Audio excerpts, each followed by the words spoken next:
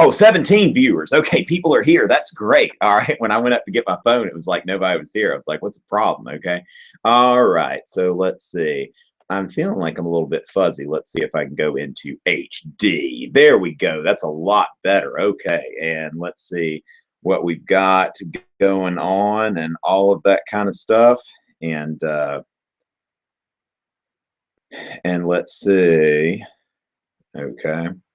Now, if you are on here, like Twitter is going to be primarily the way that I tend to keep in touch with people on these. So just keep that in mind. So, you know, if you're not following on Twitter, at Tom Richey, and we'll go ahead and get started. Now, the topic is really, I mean, we've got the 5th of November. Remember the 5th of November. Figured since that's the gunpowder plot and all of that kind of stuff there, and all of that, then we could, you know, see what comes up there, and let's see what our what my Twitter followers are doing, and things are coming there. And there's a little sidebar on the website thing where you can kind of see like what questions people are asking me and stuff like that. You're also welcome to use the YouTube chat. Now, keep in mind the YouTube chat is more about you talking to each other. So, you know, I'm not really going to look at that because it's kind of, you know, it's just a lot for me to look at. So generally, I'm going to be kind of going through my Twitter feed and all of that kind of stuff. All right, Stuart's here. Oh my goodness, I almost pressed a heart there. Okay. And I think the thing is, I'm still boycotting the Twitter hearts. I'm just not a fan. And I just, okay, is that Louis C.K., Annalee? All right, so Annalee Hobbs wants to know something about the Glorious Revolution. Okay. All right. And we will see if Malika's here or not. Yes, Pope is great. Okay. I would agree with that. I don't know if any of Pope's people are here, and let's see what we've got here. All right. So there we go. Let's see. Okay, so it looks like I've got the Glorious Revolution, which there's good news for you. I'm going to be working on a full lecture series on the Stuarts. All right, so that's happening soon. Okay, so I plan on recording that this weekend. Of course, Clemson's got the big game versus Florida State, and hopefully I'll have some time in the midst of that week and get to that. All right, so let's see what we've got going on. Don't know why it seems like no one's on the chat. Okay, now let's see what's going on now. I think I replaced the chat with the Twitter function. Okay, so let me just kind of see what's going on with that. So far, I've got the oh, okay, let's see. Actually, somebody's trying to distract me, and I'm going to allow them to do that really quick before going into the Glorious Revolution. Okay, I've got some really good friends, people. Like, you know, some friends are like really nice people. All right, so thank you very much for that. All right, so anyway, let's see, the Glorious Revolution. All right, that's where I'm going to get started. And if you want to look at some slides I've put together, you know, this whole lecture series I've got on the Stuarts, you've really got to see it as you know, as a whole kind of thing here. Okay, tomrichey.net / PowerPoints. Also, if you're on my website, like tomrichey.net / Hangouts, I've got a little place for you to sign up for my AP Euro email list. And what that'll do is a lot of times I do these live Hangouts kind of the day of. Sometimes there's a little more notice in that, but a lot of times it's very, you know, last minute because I don't know what my schedule's going to be. By the way, I've got this mug with like Henry VIII's wives, and since it's got like hot liquid in it, it's showing like what happened to each wife and that sort of thing. You know, lecture on the Henry VIII's wives will be coming out too. But I'm going to be working on this thing with the Stuarts, and you've really got to kind of look at, okay, it starts, I'm just going to tell you the whole story. I'm going to sort of practice for this lecture, if that's okay. I mean, that sound good? And y'all kind of let me know how I'm doing. All right. When Elizabeth I dies, now she was the Virgin Queen. And when the Virgin Queen died, she was known as the Virgin Queen because she didn't have a husband and she did not have any children. And so what happens here is the closest like relative in the succession is actually James VI of Scotland. So the English are like, well, James VI, why don't you come over here and rule in England as well? So James becomes James VI of Scotland as well as James I of England. And so now James comes in, and James brings in this idea of divine right absolutism. All right, that the divine right of kings and all of that kind of stuff. And, God has given me a right to rule. Now, the English, though, have been developing institutions, constitutional institutions, namely the Parliament. And the Parliament's a representative body that, is making decisions when it comes to taxation. In fact, when Henry VIII left the Catholic Church, he didn't issue the Act of Supremacy. That wasn't a royal decree. He got Parliament to do that. Now, keep in mind, what was Parliament at this time? At the time of the Tudors, Parliament was just a group that got together whenever the king needed something. The king would call them, and they would do whatever the king wanted. In return, the king would do something for them or whatever. But they only got together when the king called them. So it wasn't really much different than like the Estates General in France. So you've got to keep in mind that Parliament was not institutionalized when James I came in. And the king calls Parliament. The king can dissolve Parliament. Okay, so whatever the monarch decides, and Parliament, really, the power was very, very limited at that time. And what's going on with the Stuarts, James I, Charles I, Charles II, James II, is that you see the development of this conflict between the crown and Parliament about who is going to be sovereign in the sense of making laws and that sort of thing. And of course, James comes in, he's like, divine right of kings, Joe. And, he's kind of doing his thing. God has put me here to rule and all of that stuff. And Parliament's not really crazy about that. Now, keep in mind, there's this class of gentry, like when Henry VIII shut down the monasteries and all that, and he sold that land, people bought that land. And what happens in England is you've got this very powerful landowning class, like not necessarily nobles, but gentry. When I talk about gentry, I'm talking about people who own enough land to make a living from their land. This is what you would call a gentleman. Why are they a gentleman? Because they are gentle. They don't work with their hands. These are people with soft hands whose lands make enough to support them. And, so the gentry are a very powerful force in England.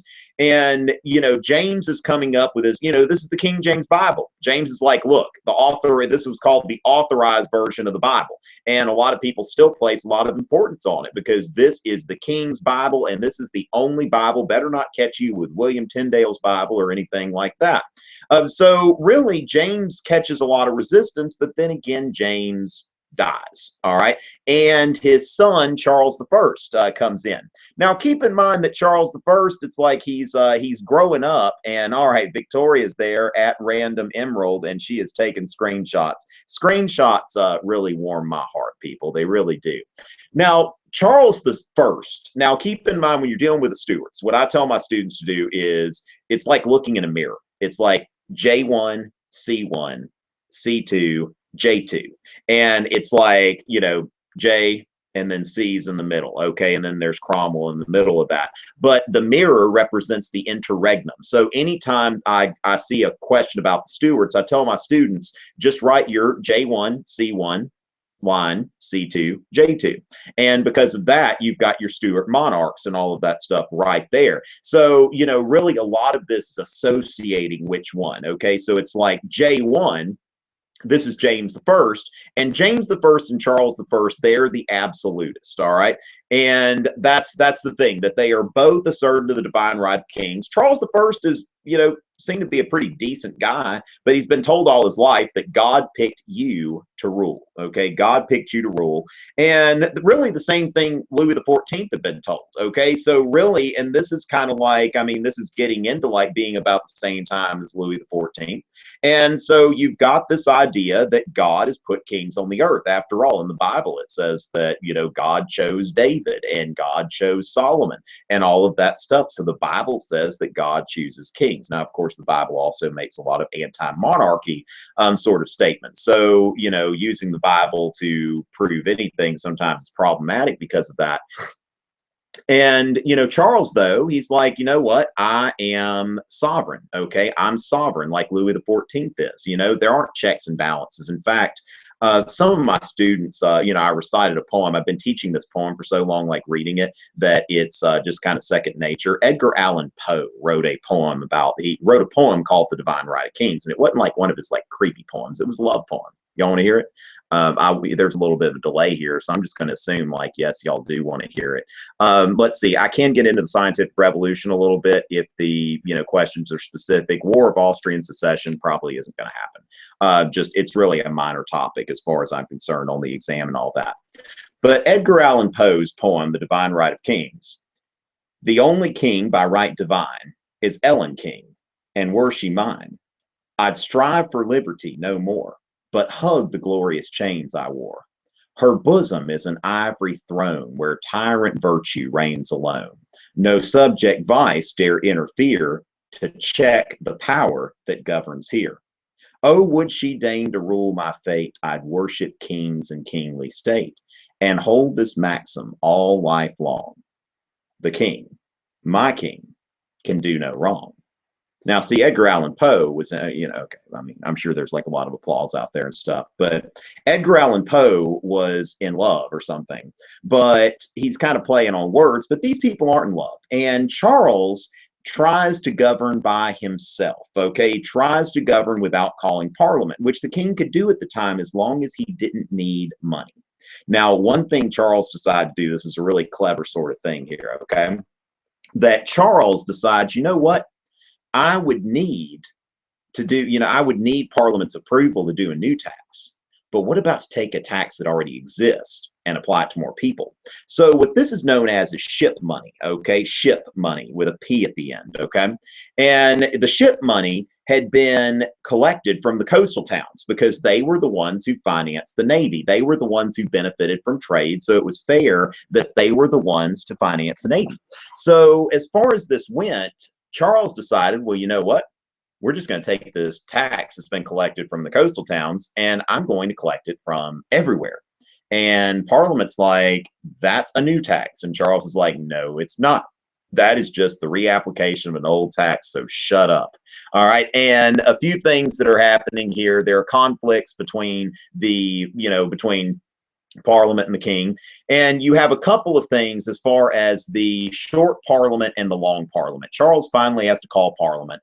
And the short Parliament is called that because, Charles called it and they didn't do what he wanted it to do. So he's like, go home. And they went home. The petition of right is also something to kind of keep in mind here. That's another thing. But the petition of right is basically Parliament asserting its rights and saying that, Charles, you don't have like absolute authority. And he's like, yes, I do. All right. So shut up. All right. But then again, the Parliament gets together again, what they call the Long Parliament, because the Long Parliament sits and Charles is like, you're not doing what I want you to do. Go home. And they're like, no. And then there's an English Civil War. Okay. And the English Civil War, that's the Cavaliers versus the Roundheads. Now, the Cavaliers, because a Cavalier is somebody that wears a cool hat, they got like cool, long, like curly hair and all that kind of stuff, and they have swords and all that. It's like, oh, we're Cavaliers. Okay, so the Cavaliers are the ones that support the king. And the Roundheads, these were the people who did not support the king, the ones that were supporting the Parliament and the Puritans. And the Roundheads were called such because their hair was cut shorter to their head. Now, we would think of Roundheads today, if you look at a picture of Oliver Cromwell, which my laptop sometimes gets funny when I try to put pictures up during the Hangout, so I'm not going to deal with that. But if you look up Oliver Cromwell, you would think like he's got longer hair than I do. And I probably kind of need a haircut. But Cromwell and his people, they're Puritans, and so they're like kind of cutting their hair kind of close to their head. They're not wearing the fancy curls. They don't wear cool clothes and that sort of thing. So Roundhead is just showing like these are the people that are, they don't wear their hair like all cool and stuff like the Cavaliers. So the English Civil War, the Cavaliers versus the Roundheads. The Roundheads win the Civil War and they capture Charles. They put him on trial for treason and they cut his head off. All right. And Charles's sons are sent off to the continent in exile. All right. So that happens over there. And then you have the interregnum, okay, which is between kings. That's Latin for between kings.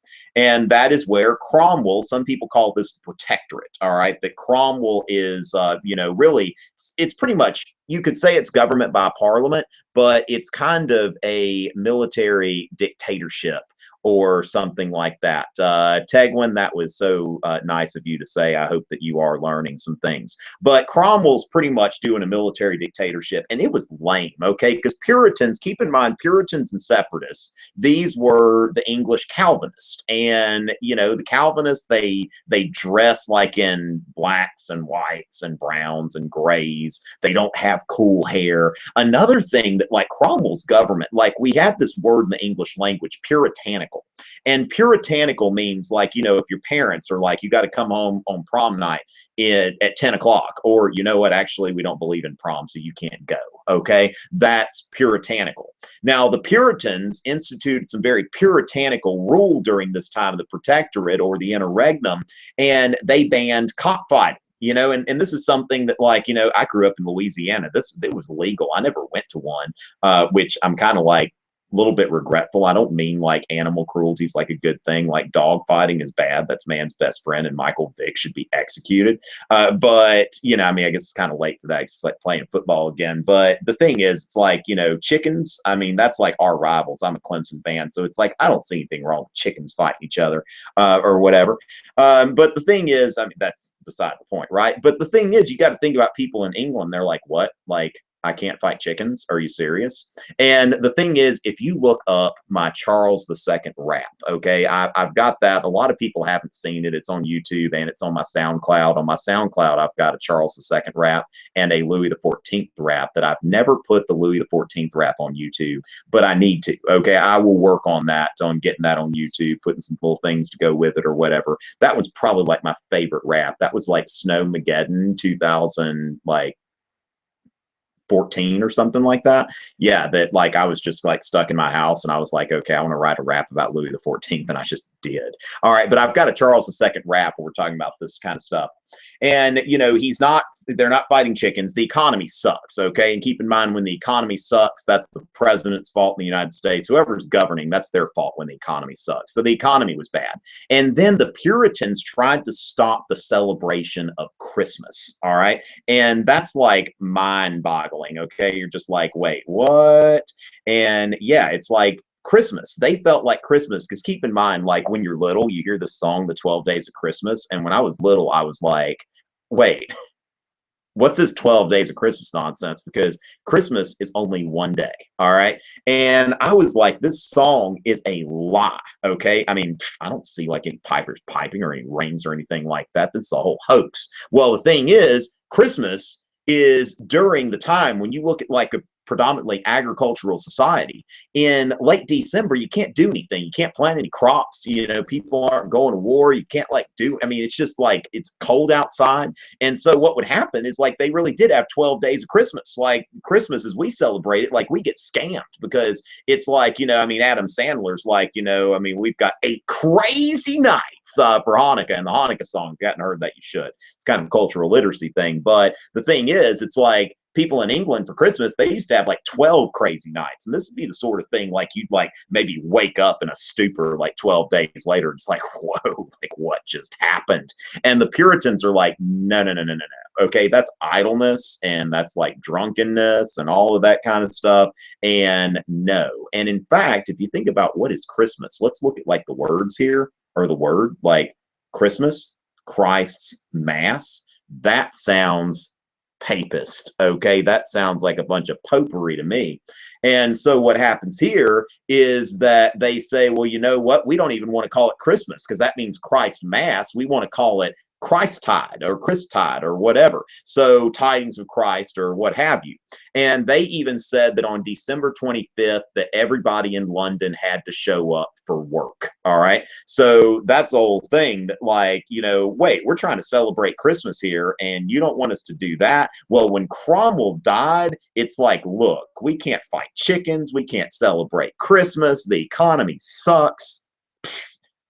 It was better than we had a king. All right. And so they invite Charles II, his son, to come in and rule England. They're like, it really wasn't that bad with the monarchy. It wasn't this bad. And, so some people wanted to install Cromwell's son. And they were like, no, no, no, no, no. And keep in mind that during the Protectorate, there was a disestablishment of the Church of England. There was Protestant toleration and all of that sort of thing. But when Charles II comes in, okay, we enter kind of like a new sort of thing here. All right, and so that's the restoration. Let me check Twitter and see what's going on. Oh, there's Erica. All right, we got the swag dolls are watching, I think. Some of y'all are getting some of y'all are going to get some shout outs and some videos coming up. I mean, Miss Pope's class, if you're out there, y'all have been great. The swag dolls are just like every day, they're just blowing up my Twitter. So, people know people are adding a lot of value to my channel. I appreciate it. And, in these videos, and I've been developing an app. So I'm just, some of y'all might wonder, it's like, why haven't there been a lot of new videos? I'm actually working on like an AP review app that hopefully will be out in time for midterm. So keep in mind my mailing list, there's a link if you're on tomrichey.net/hangout, there's a link to get on my AP students mailing list for AP Euro. You can get information about the app when it comes out. It's going to be cool. It's like a little quiz thing where you can quiz yourself on content and prepare for your tests. Okay, so it's like, why isn't Tom Richey making more videos? Tom Richey is helping you. That's why he's not making videos. Okay, now I am making videos, but you understand, besides that, what is a stadtholder video that I did about a month ago? I haven't done a lot of new stuff, but it is coming. Okay, I've just been working really hard on populating questions into this app, and I'm really looking forward to telling y'all about it pretty soon. Okay, so just keep in mind that it's not like I haven't forgotten about you, AP Euro, and we'll keep going. All right, so let's see what's going out there. All right, so the swag dolls got their shout outs. As far as, let's see, the rise of absolutism in Eastern Europe. Now, as far as now I'm going to get back to the restoration. I just want to switch gears for a second. I don't want it to get too monotonous. Okay, so I'm going to answer some of these kind of shorter questions. As far as that goes, a rise of absolutism in Eastern Europe, I would urge you to watch my videos on absolutist Prussia and Peter the Great, and then also possibly the partitions of Poland. I've got another one. So look on my AP Euro playlist. If you go to AP Euro playlist, just put that into YouTube, and I've got 60 videos at least, if not more. I've kind of lost count because it's so many of them. So just keep in mind, I have got some stuff there for you in those videos. And as far as the significance of Richelieu and Mazarin, good to see you here, Stuart. Hope you're still with us and all that. All right, so Stuart, as far as Richelieu and Mazarin, all right, Richelieu and Mazarin were cardinals, and they were today you've got the prime minister of the prime minister of the UK and the prime minister of the Netherlands and all that kind of stuff. Now those countries are monarchies where they have monarchs, but the monarchs are kind of there in name. So there is a king of the Netherlands. There is a queen of the United Kingdom of Great Britain and Northern Ireland. And the prime minister is nominally the prime minister. Okay, the queen or the king doesn't do anything. Okay, you think about the British royal family, they just have babies, or if you're not having babies, you're going to Vegas and getting pictured naked or something like that for the tabloids, and that's pretty much what they do, and then just count their money or whatever and draw in tourists. So the thing is that kings at this time, before the absolutists, a lot of kings were kind of weak, and really, as far as what they did, they would rather hunt and chase women. And so when you think about Cardinal Richelieu, he was Louis the 13th's prime minister, the head of government, and Louis the 13th would chase animals, chase women, and whatever else he was going to do. And then the minister would run things. And then Cardinal Mazarin was the person. Now, even though Anne of Austria was technically Louis's queen regent, okay, so she held the title, but Mazarin was really kind of the head of government. And the significant thing about Louis the 14th is that when he became an adult, he began what's called his personal rule. And Louis the 14th decided, I don't have a prime minister. I'm my own prime minister.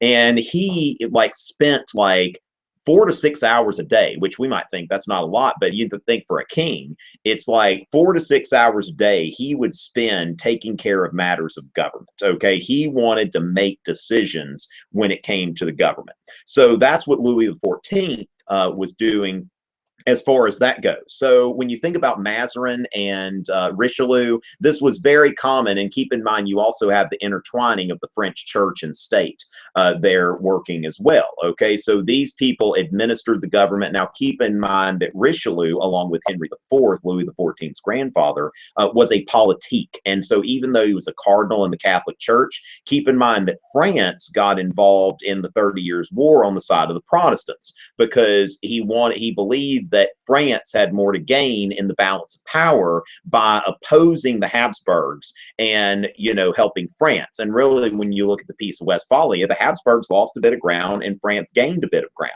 So you definitely see that happening there. So as far as that, Stuart, I hope you got to that. The French and English bubbles, that I guess has to do with like stock speculation and, you know, that sort of thing. I think that's what you're talking about. Not really a critical thing for the exam, I don't think. And I tried one thing that I tell, you know, Lauren over here, thank you, OMG, you're welcome, OMG. One thing that I tell students all the time is don't get focused on minutia. I don't know if any of Miss Feinstein's students are here, but if you are, say hey to Miss Feinstein for me because she's awesome.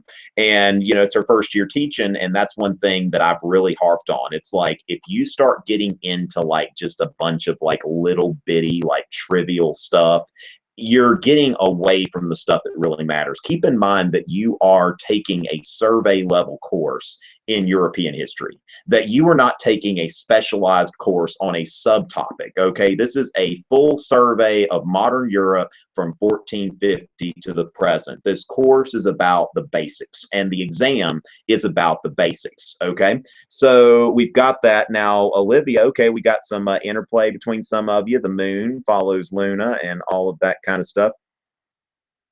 Luna, why have you forsaken me? All right, everybody, like we've got a questioner here, and there is something that I would be looking for normally that should be like right there, that's not there. And that's a little bit bothersome to me, okay? Because typically, like, there's kind of like an unwritten rule on Twitter. Like, if you're asking a favor of someone, and you don't follow them, it's like, why are you asking them a favor? This is one of my favorite stories about Louis XIV. All right, so Louis XIV would require these nobles to attend to him at Versailles. And the whole reason for building Versailles was like to get the nobles over there, part of the reason, and have them like basically, you know, trying to get his favor.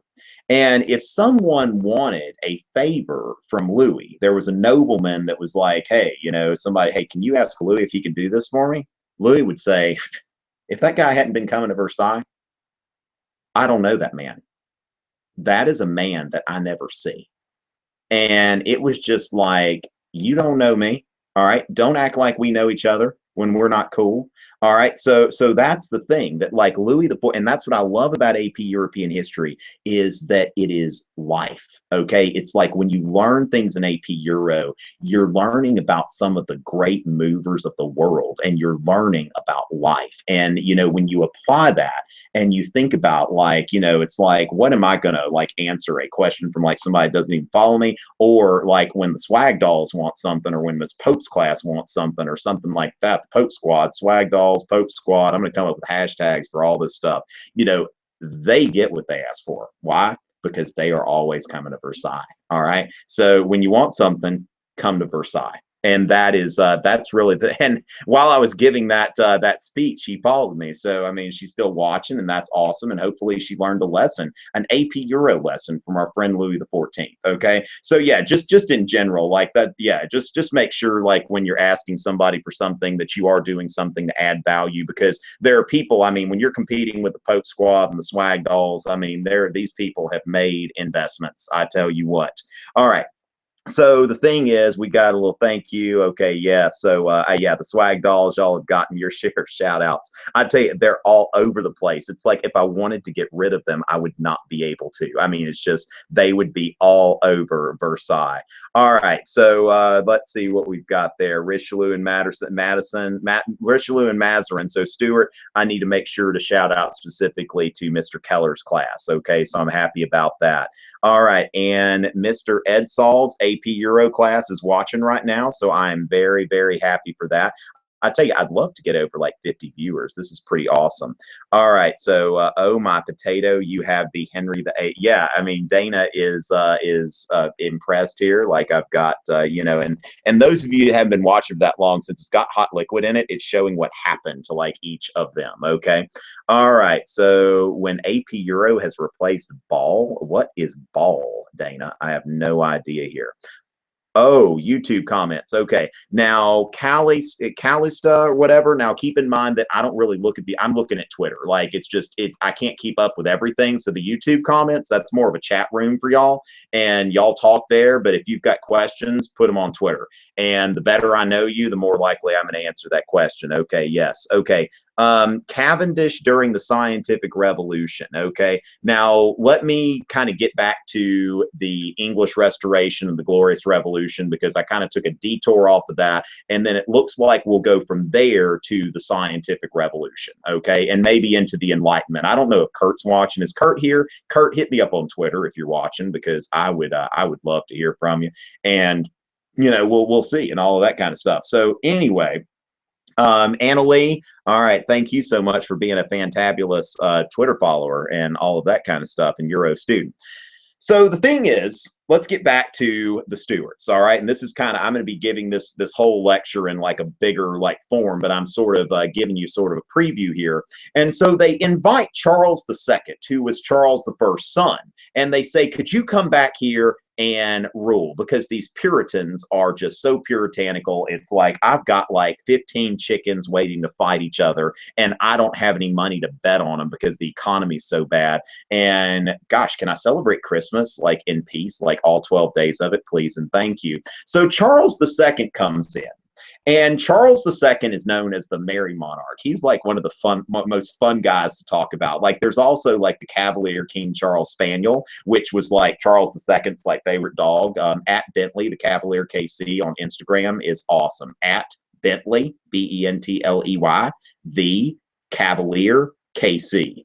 Follow Bentley on Instagram. You will not regret it. Like that is like got to be the cutest dog in the world. Seth Rogen has a Cavalier King Charles Spaniel. If you've seen the interview, it's like that dog that's on there. It's like I was like, oh my goodness, Bentley. It's like a Cavalier King Charles. Like I love the interview, by the way. Y'all probably seen my DBQ video with like the Lord of the Rings and all that. So it's like that whole Dave Skylark thing. I think it's genius. So, you know, anyway, and he is, you know, he has some conflicts with Parliament because he's got some sympathies with Catholicism, all right? That he and his brother have been out in Europe, and Europe at the time was experiencing a Catholic resurgence. Like people are coming back to Catholicism. Like, you know, that the Reformation's kind of like over and that sort of thing. So except like in Northern Europe and that sort of thing, you know, Catholicism is coming back. And these guys have spent some time on the continent, and Charles is seen as being like somewhat like sympathetic here, all right? And he's got some conflicts with Parliament because Parliament did not like when the Puritans took over. They don't want the Papists taking over, and so Parliament is, you know, passes the Test Acts, all right? Parliament passed the Test Acts, and the Test Acts said that in order to serve in a high office in England, you had to be a member of the Anglican Church. Now, the test here was that you had to take communion at least once a year in the Anglican Church, like within 3 months of taking office. Well, what Charles II does is he decides to issue a declaration of indulgence. He says that he won't enforce the law, which is really kind of similar to like President Obama's executive order about illegal immigrants. And he was like, with these 5 million illegal immigrants, I'm not going to enforce the law. The executive does that sometimes. Now, does the legislative get upset about that? Sure. But, you know, he says that, look, people can be whatever like religion they want. Like, I don't care, within like Christianity, within reason, that sort of thing. And, you know, so he says, I'm not going to enforce the law and that sort of thing. And Charles has some problems with like money and stuff because they changed the way that they're giving him money. Like, he's not getting feudal dues anymore. Instead, that Parliament's going to give him an allowance, kind of like they do now. The only problem is Charles had trouble living within his allowance because this guy was a, like, I mean, I don't know how else to put it. He was a sex addict. All right. He was, he just loved women. Like, Charles had like children by 7 different women, like over a dozen children by 7 different women. He had like people in his court, like there's a Johnny Depp movie, The Libertine. Like, I mean, just his court life was crazy. All right. Just totally cray cray or whatever. And, you know, there was one of his friends, Lord Rochester, who wrote a poem about him.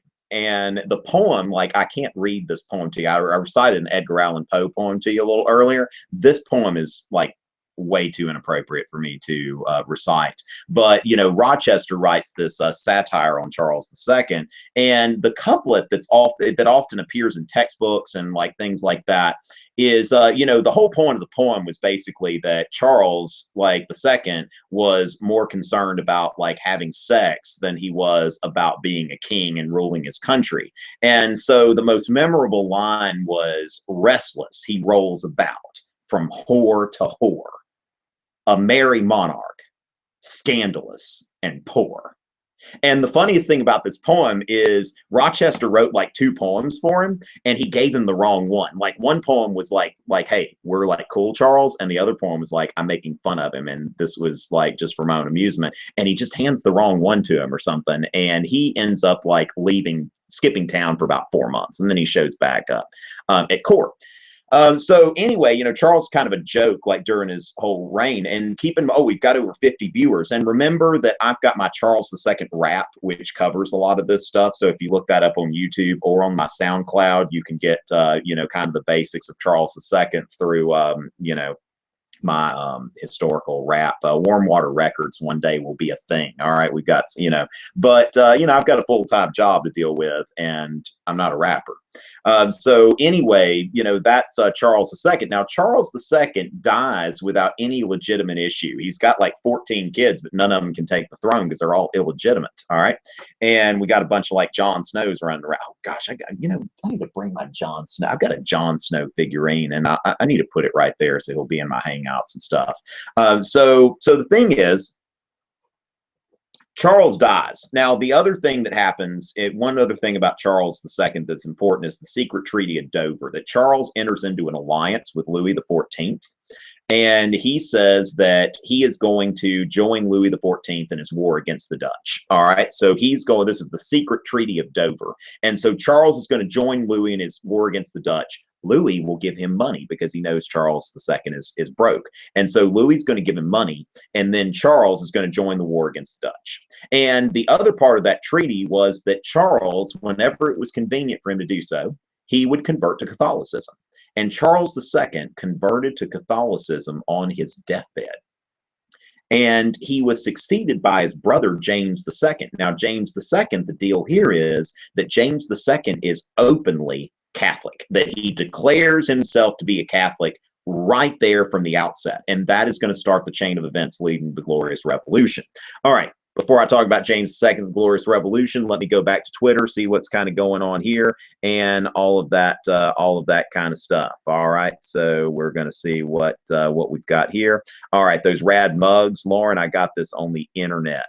All right, who supported and who was against divine right monarchy? Mr. Keller's class again. Glad to see Mr. Keller's class watching. All right, so divine right monarchy. Just if you're speaking English, Bossuet, Bossuet. The Divine Right of Kings is another video that I plan to make. I mean, I've got this big backlog of videos that I need to make. Again, I'm working on an app, and you know, it's going to be awesome. You're going to want to buy it and all of that kind of stuff. It's going to be great, and it's going to help you on your exam and all of that kind of stuff. Okay, so just stay tuned on that. So Bossuet, or Bossuet, or whatever, if you're speaking French, Bossuet, he was Louis XIV's court preacher. And of course, he wrote Politics Derived from Sacred Scripture, where he's writing that the divine right of kings has a biblical basis. And, you know, so that's really as far as that goes. And then you've got Louis the 14th. You've got James the First and Charles the First who support this. Now, James the Second is going to go back and try to pull this divine right nonsense and be like, no. All right. And so the thing is that that's going to kind of fall out of favor. Okay. Now, Hobbes, y'all probably seen my video on Hobbes and Locke. Thomas Hobbes was a proponent of absolutism, but not of divine right absolutism. But, you know, the people to associate with divine right are Jacques Bossuet, Louis the 14th, James the First, and Charles the First. Those would be the easiest people to associate with the divine right of kings. All right. Whoa, a presentation on Confucianism. Yeah, that's not happening. I don't think that has anything to do with the Hangout. I think that was just somebody who randomly tweeted at me. Coach Adair, Beckett, you. All right. Me and Coach Adair are like this. Okay, take a screenshot of that. I want you to show Coach Adair that I'm doing this right now, and this is aimed at him, me, and I want you to put a caption on that. Me and Coach Adair are like this. All right, I am serious. All right, I will see that guy in about 7 months. Yeah, okay, looking forward to it. Love that guy. All right. 15 minutes for DBQ documents and never tells you when 15 minutes passes and you wait. All right, well, just don't wait. Know how much time passes, Beckett. All right, Coach Adair is all. You're not going to get between me and Coach Adair. Okay, that's not happening. All right, so 45 minutes, only 10 minutes for. Whoa, okay, that's ball is life. Dana, you're going to enlighten me at some point. Louis the 14th Jr. Okay, people within the scientific revolution. I'll be right there. Margaret Thatcher helped end the potato famine. I'm gonna retweet that. Okay, that was just funny. All right, that was hilarious. All right, so gotta love AP Euro. Should I follow this account? No followers, but actually, not a lot of activity there, but that was okay. So that was kind of funny. All right. So this isn't about AP Euro. You have any thoughts on Freydon at Taraya? Vivian, what in the devil are you talking about? Okay. I mean, you might have been burned as a witch 400 years ago, or in Papua New Guinea, they'll burn you as a witch now. I have no idea what it is you're talking about. Okay. Yes. Almost. Yeah. We're at 51 viewers right now, and that's great. All right. I've heard that you're a rapper and have a self-titled mixtape. Let's do a collab and it'll be fire. Erica, I would be glad. Erica, I'm serious. Like, email me, and if you've got an idea for a rap, like, I would love to get that together and collaborate, because I've just got this. I mean, I would really love to put like a whole like mixtape together of just like AP Euro raps, just for fun, and under the umbrella of Warm Water Records. You know, Peter the Great, PDG or whatever, as the CEO of Warm Water Records. Hopefully you get that, because if you don't get that, then you're probably going to fail your absolutism test, and that's not good. All right, Malika is here. Your opinion, which country's absolutism proved to be the most effective? All right, Swagdoll. Now, do we want Swagdoll singular or Swagdoll plural? You know, because usually I say like swag dolls is what I do. We need to kind of agree on a hashtag. Okay, so let's keep that in mind, that we just kind of need to get together and figure that out. Like, how do we want to standardize this hashtag? Because that's, oh my goodness. Now, Maeve, M-A-E-V-E, asked me to do a shout out to Svogan's class. Again, all right. I mean, that's, you know, there's like Adair, and then there's like Svogan. All right. So, I mean, you can screenshot that. Maeve, I don't know. I'm having trouble reading, but I am giving a shout out to Svogan right now, because, yeah, I mean, it's like, yeah, go ahead. All right, come on, Malika. I have given like 10 shout outs to the swag dolls and all of that kind of stuff. So, yeah, all right. But anyway, okay, so Svogan's class. Wait, Callista, you are one of Svogan's. Okay, you should have identified yourself earlier. I might have gone and read the YouTube chat or whatever. Okay, so the English Bill of Rights, that's what I've got up next. And after that, I will get to the scientific revolution and all that. Okay, 50 viewers. This thing seems to be picking up. The West Coasters maybe getting involved or something like that. You know, here we go with Cavendish. You know, to be quite honest, I don't really know as much about Cavendish. I know a little bit more about now. See, this is how the AP Euro exam works. Okay, that you've got to know certain people. Like there are a couple people you need to know, and other than that, it is very flexible. Okay, so when it comes to like women in the sciences, my favorite is Emily du Châtelet, who was Voltaire's well, like friend with like lots of benefits or something like that. But you know, Emile de Châtelet was actually like smarter than Voltaire. Voltaire was a popularizer, and Voltaire would like, you know, he was like, I know this whole Newton thing. There's something to this, but I don't quite get it. And so Voltaire like finds this woman who's like more science smart than he is, because Voltaire was a man of letters. And you know, they get there's this chateau that Madame du Châtelet's husband owned, but it was in disrepair. And Voltaire was like, I've got some money. What if I fix this place up, and can I live here with your wife? And the dude's like, well, sure, go ahead, be my guest. Keep in mind that in aristocratic families in like 18th century France, like an aristocratic man could have like as many mistresses as he could afford. And his aristocratic wife was typically allowed one man on the side. And so Voltaire was that man on the side. And this, you know, sometimes like her husband would show up at the chateau, like in the forest or wherever, in the countryside, wherever that is. And he and Voltaire would go ride horses together. Like they were totally cool. But for the most part, like Madame du Châtelet and Voltaire would live at this house. They would spend time like, you know, doing their work during the day. They would drink coffee. Voltaire was like an avid coffee drinker. And then they would spend time together, you know, at some point in the day.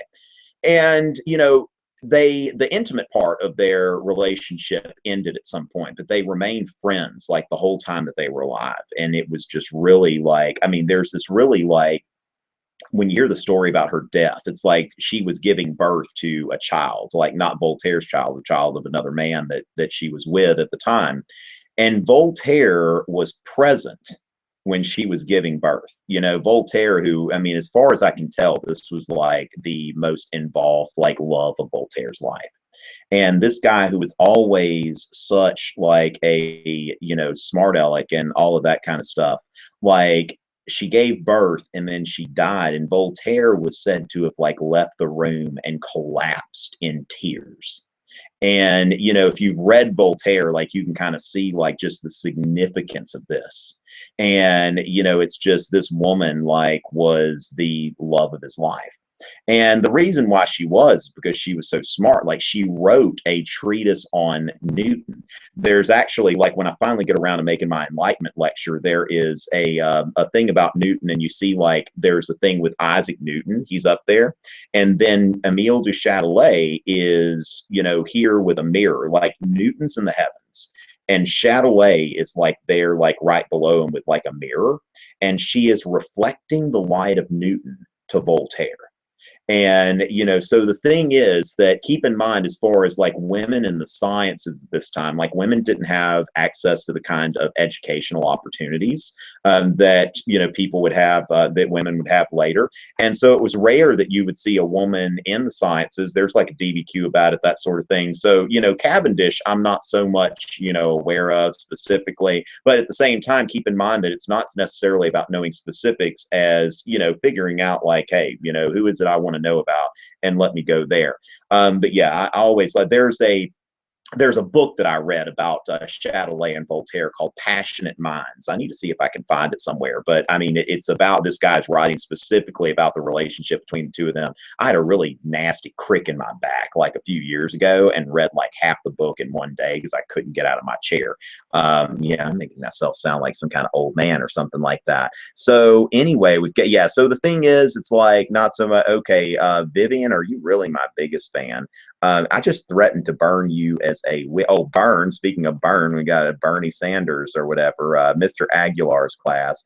All right, so we got the Burninator. I wonder if I should put on my Make America Great Again cap. That's not like an endorsement or anything like that, but it's like when Donald Trump came like to like 30 minutes away, I wasn't going to miss that. And I got a hat and, you know, one of those little rope hats or whatever. And I'll see if people on Twitter want me to wear it. And if they do, I'll put it on. But anyway, you know what? If she's really my biggest fan, why not? She's watching. There you go, Vivian. All right. So Edzall's class loves you. Matthew, I also love Ed. Edzal's class. Okay, the feeling is mutual. All right, what do you have to say about the religious state of Europe during the scientific revolution? We'll talk about, oh my goodness, document-based questions. Callista, like, gosh, you're just like a downer. Like, you maybe want as Vogons, but it's like, I mean, I'm talking about like Louis the 14th and stuff, and you're bringing up DBQs, lame. I mean, there's time for like DBQs, but it's like that's not all right. Scav dolls, the name swag dolls are in the game, and then there are swag doll the nickname, and they're swag doll the nickname. Oh, we can do like a swag dolls rap, okay. Baruch Spinoza and Moses Mendelssohn. Okay, thanks, Mr. R. Now, the thing is, Spinoza is kind of and this is something I need to get like more into this. Okay, Spinoza is not like one of my strong suits, but he was a Dutch Jew, and he was, you know, kind of putting some really out there religious ideas. Okay, and keep in mind, Spinoza is kind of like a precursor to the Enlightenment. One thing to think about, like the scientific revolution, a lot of these guys like Descartes and Bacon and a lot of these other people, they were Christians. Okay, so they, you know, Blaise Pascal became a Christian apologist, like Pascal's wager and all that kind of stuff. So really, although people like Galileo was put like on trial and stuff by the Inquisition, but he ended up recanting because he's like, I don't want to cause trouble with the church. All right. So there were a lot of these guys who were scientists at that time. Keep in mind, Copernicus was a priest, and he dedicated his findings to the Pope. And so a lot of these guys in the scientific revolution, they're not trying to rock the boat. You know, Isaac Newton was very religious. Now, he didn't take communion on his deathbed because he was kind of a heretic, but he never really let people know that in his life. People didn't want to mess with church at that time, okay? And, you know, so Spinoza is like one of the first people to like put some really radical religious ideas and about like God and that sort of thing, maybe even lack thereof. I'm not going to pretend to know more about Spinoza than I do, but I do know like Spinoza was like whatever the Jewish equivalent of like excommunication was. You know, he was, yeah, that. All right. So, you know, not a very popular guy at the time, but he's one of the first people like really start to write these like really challenging sort of things out there. Something I need to look more into. I would be very surprised if you ever saw but Spinoza on an AP Euro exam. That Voltaire and Rousseau are going to be your most important philosophers, more than likely to see on the exam. All right, so an Edzal shout out. Okay, I've gotten you an Edzal shout out. All right, and we'll do a little, okay, Miss Hall's class. Just mentioned the Hangout. All right, we got a swag, gosh, more swag dolls and shout Zvogan. Her class is just all around. Okay, just you know, if I wanted to get rid of Svogan's class, I would not be able to get rid of them. All right, so Vinny B. Oh my goodness, please, people, Vinny. Oh my goodness. All right. French Wars of Religion. Elijah, I'm so glad you're one of Zogans, but look at my playlist. Okay, French Wars of Religion, I've got a video lecture on that. So I will refer you to that video lecture. Be sure to watch the ads. All right. So that's another thing. I mean, I do these things, I'm trying to help people out and that sort of thing. But also, you know, it's like trying to raise my profile as well and direct you to my videos that'll be helpful to you and all of that kind of stuff. By the way, just so glad I will do these more often, knowing that people are like, oh, the Mets. Oh, give me a break. All right, now you've seen my Chase Utley video. You were trying to goad me, but anyway, like, oh, you mean like the Mets that won the World Series? No, okay, because they didn't win the World Series. All right, so yeah, so there you go. That was a pretty nasty series, the NLDS between the Mets and the Dodgers. Don't even get me started. Don't make me block you, Callista. That is, I will be willing to part with a follower like nobody's business. If people are, I mean, nothing against like, but don't goad me, Spoken's class. Y'all know what y'all are doing. Okay. All right. And absolutism and the challenges to it, Stuart. Foundations of absolutism. You want to watch my lecture on the foundations of absolutism? It's my inaugural lecture on the absolutism and constitutionalism unit. All right. So So Dana's still there. Malika's still there. All right. Yeah, I tell you what, should have told him.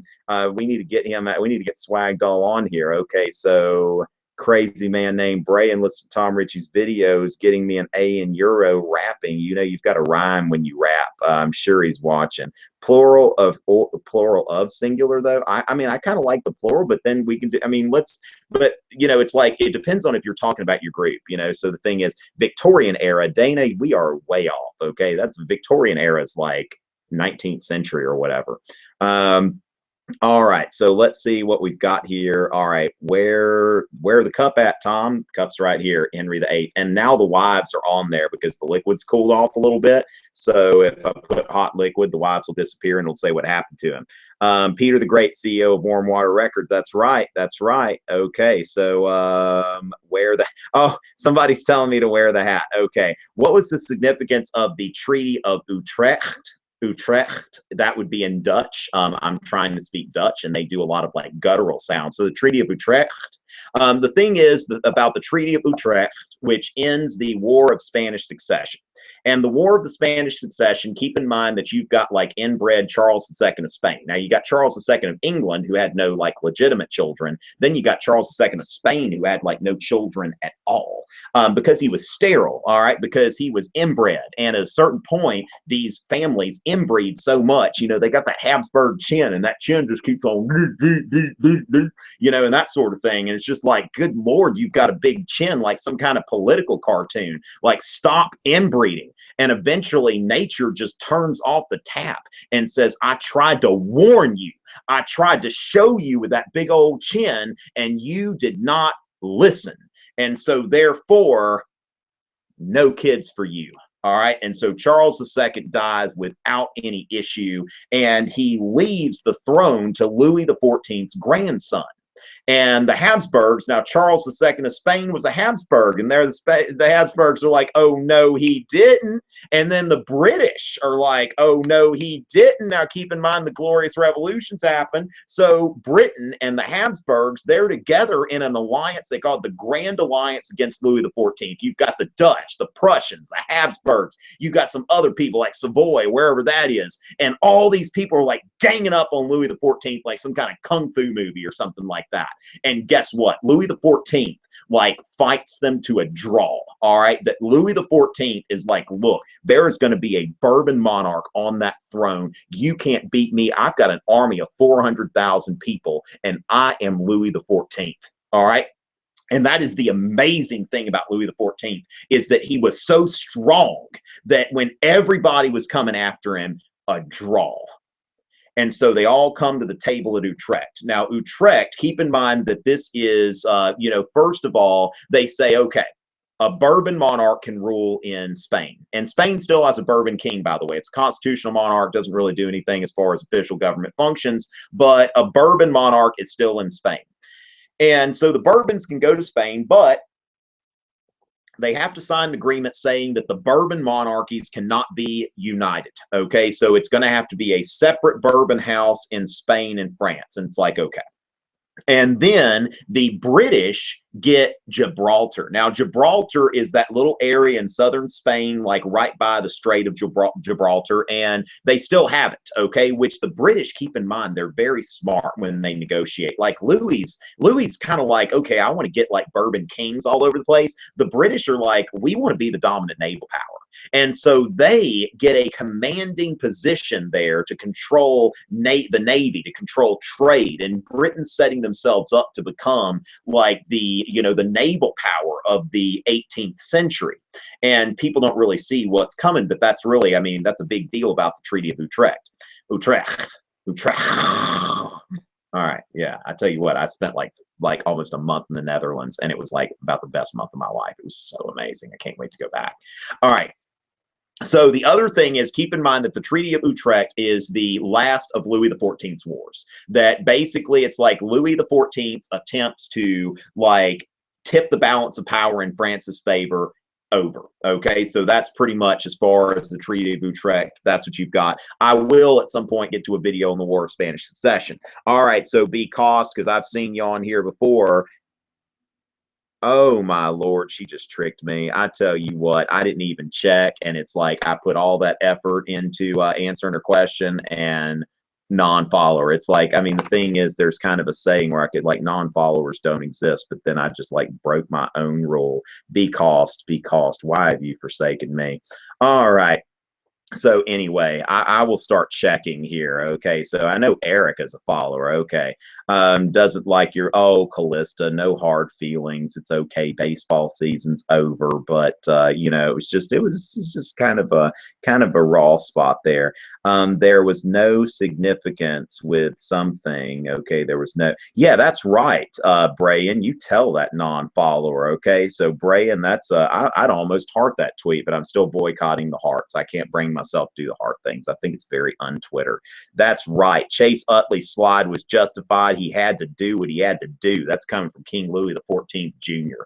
That you know, I mean, Louis the 14th would have approved of that.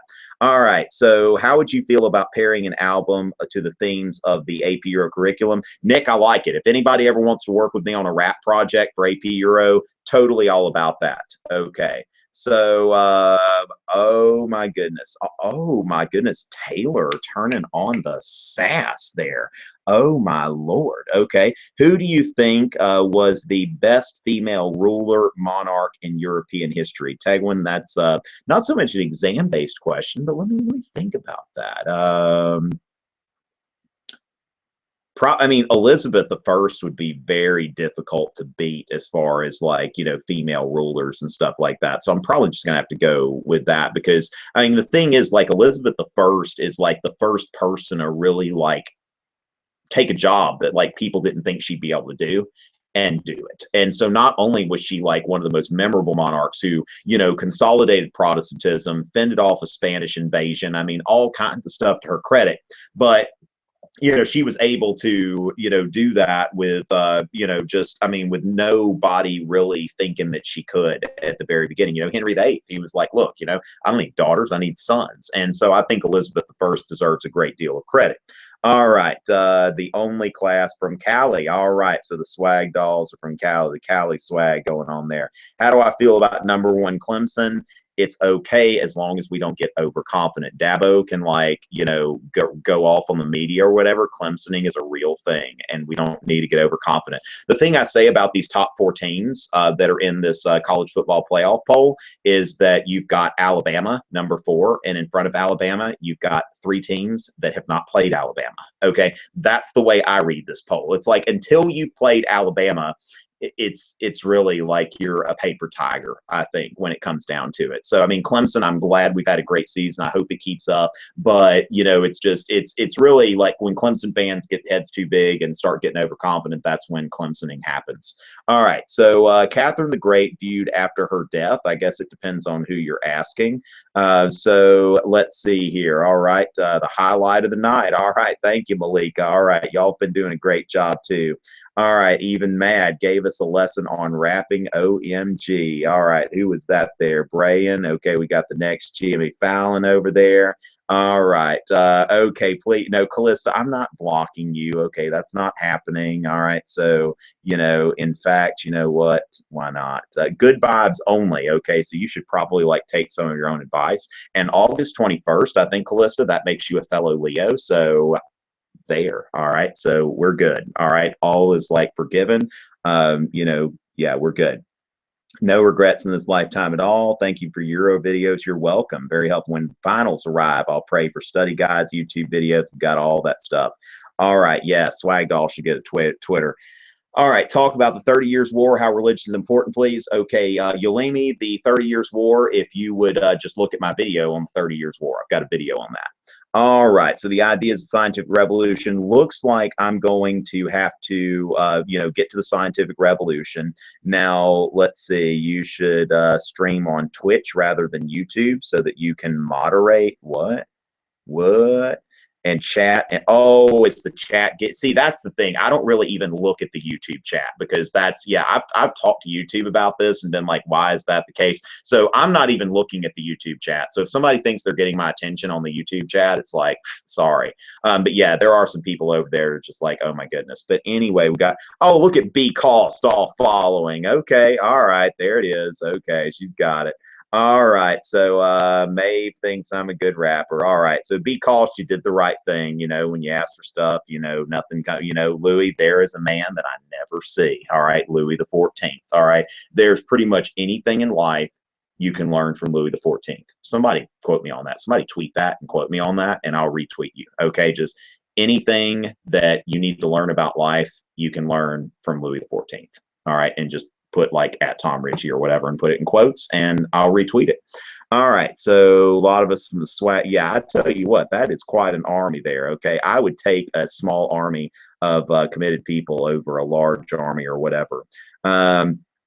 Somebody wants to know something as well, so let's see what's going on there. Oh yes, all right. So somebody, okay. Anyway, we got that SoundCloud. Callista, did you find my SoundCloud? All right. So Army assemble, swag dolls assemble. I need a conch shell like Ron Burgundy or something like that. Okay, so let's see what we've got there. All right. So I think we're about there. Coach Adair knows you said it. What should I write my next DBQ? Oh my goodness. That just tell him Clemson Tom says hi. That's what he tends to call me. He tends to call me Clemson Tom. All right. So anyway, so ladies and gentlemen, we are going to get back to the Glorious Revolution. All right. So let me just compose myself real quick. You know, I've been basically like talking for more than an hour, like nonstop, and I don't think this thing's like ending anytime soon. The West Coasters are here. Now we've gotten about 39, so we're probably we're getting to a point where we're probably losing our East Coast audience, and we're probably gonna be picking up some West Coast audience. So, you know, I'll keep going, but I do want to get into the Glorious Revolution. All right. So keep in mind, like I said, anytime that you're looking to answer a question about the Stuarts, J1, C1 line, J2, it's like a mirror image.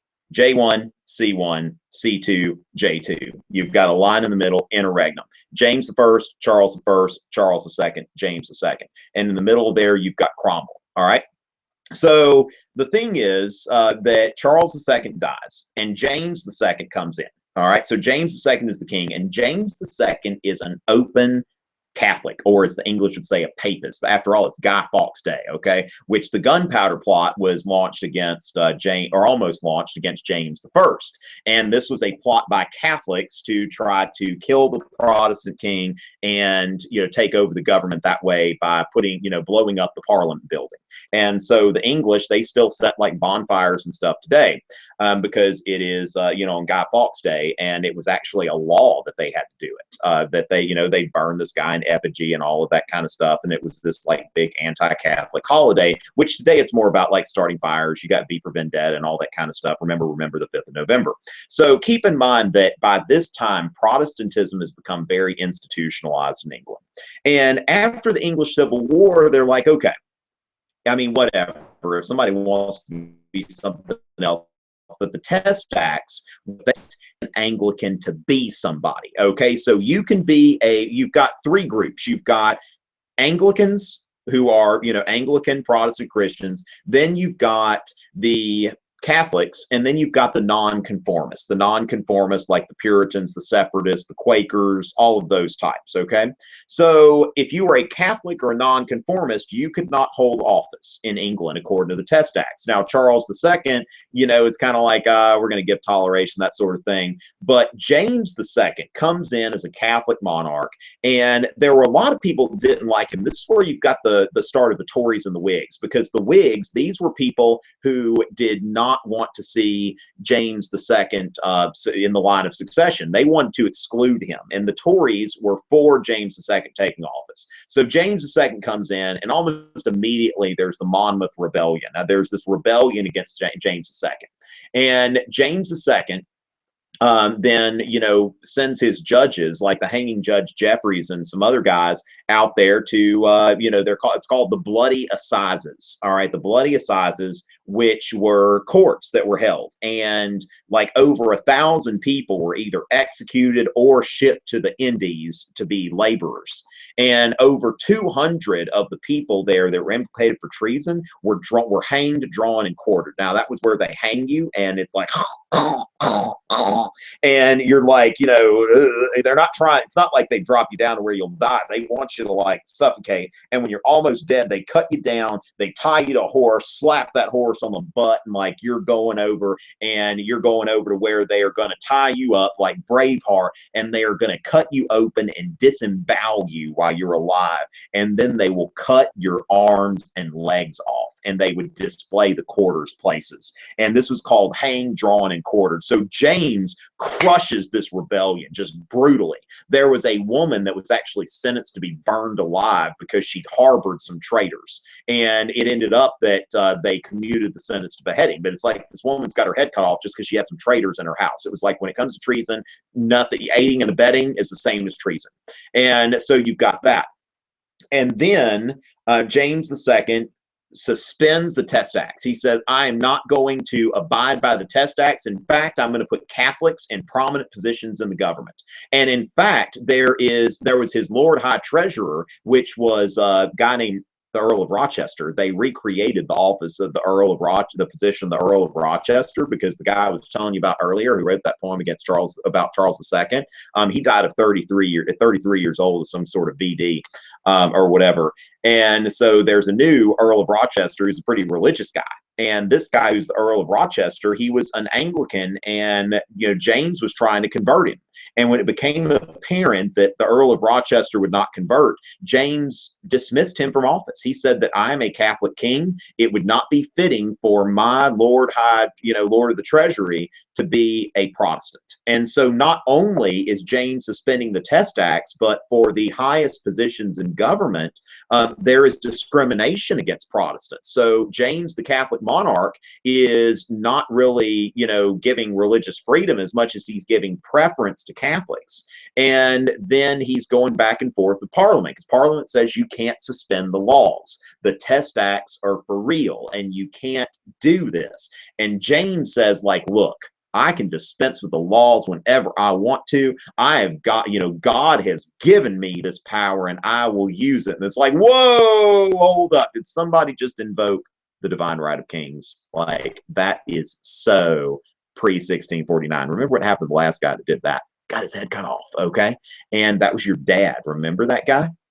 And so James II is there's just thing after thing just kind of piling up here.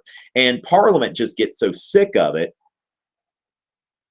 that it doesn't lead to another civil war. Instead, they talk to William of Orange. And this is where you get some more of this inbreeding stuff, because William III of Orange, who was the stadtholder of Holland, Zeeland, Utrecht, Gelderland, and Overijssel, he was the high person in the Dutch government, the stadtholder. I've got a video, what is a stadtholder, because it's very, very complicated. It's complex, all right?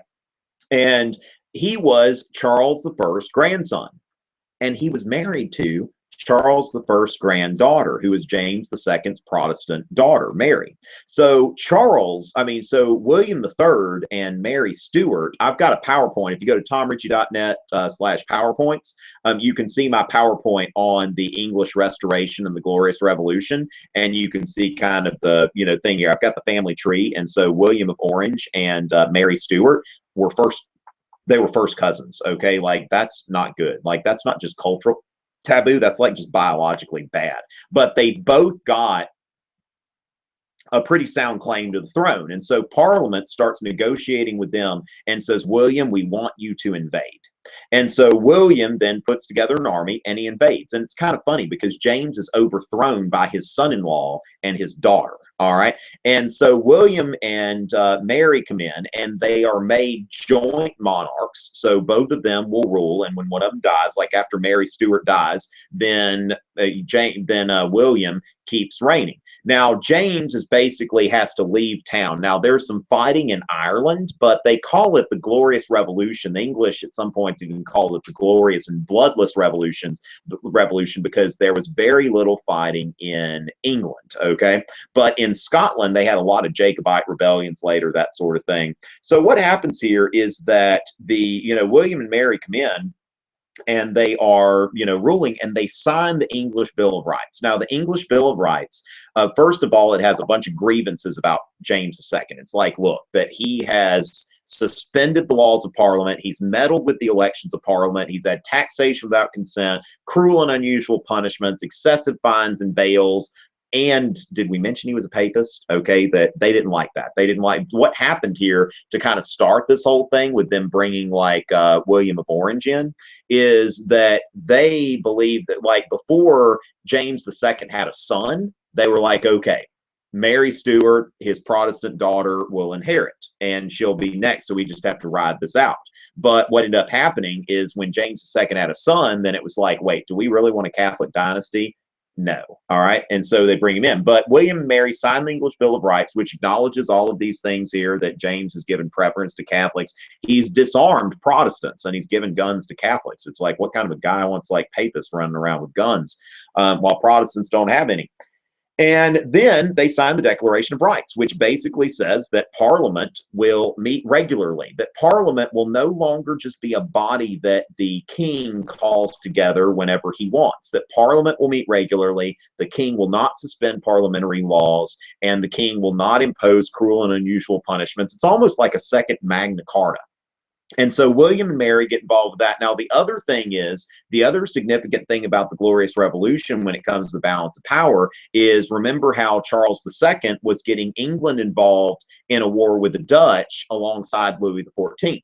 Now, what you see now is that with William being an authority in the Netherlands and in Britain, then Louis is, William is, in Britain and the Netherlands. And so now you see an Anglo-British alliance against Louis XIV. I said Anglo-British. It's starting to get kind of late over here. I'll probably have to sign off before long, but I'm going to talk about the scientific revolution first a little bit. But this is where it kind of goes into like, the intercontinental politics, because the Netherlands and the British, the Dutch and the British now are fighting against Louis along with a bunch of other people. And that's what, imagine if this hadn't happened, the War of Spanish Succession might have turned out differently, because James II and Louis XIV were very cool with each other.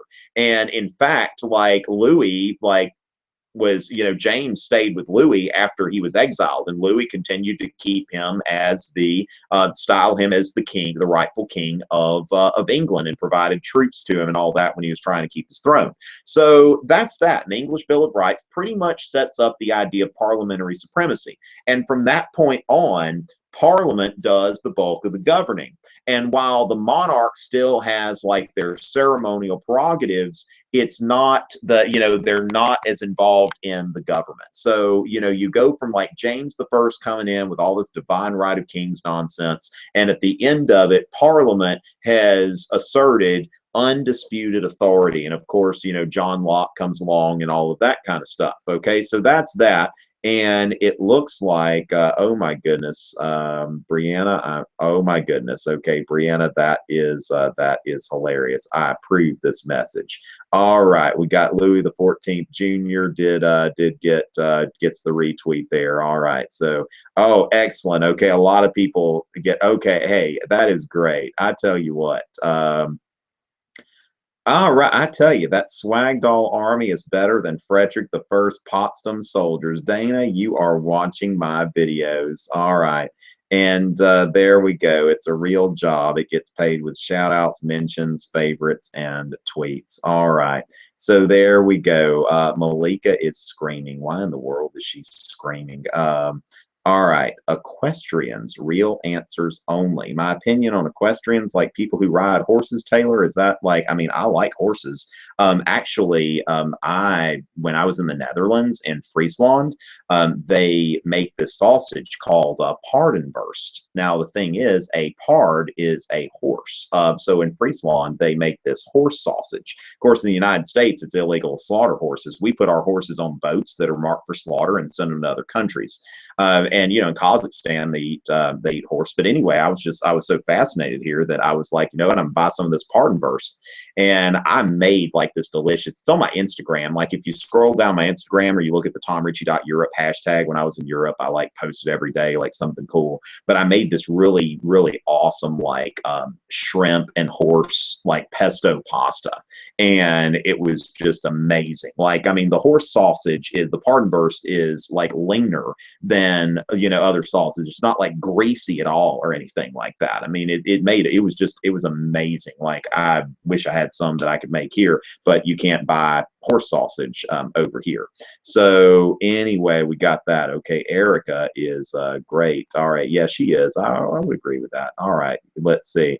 Off topic, Vesalius. This isn't off topic, okay? Andreas Vesalius. We can talk about the scientific revolution now.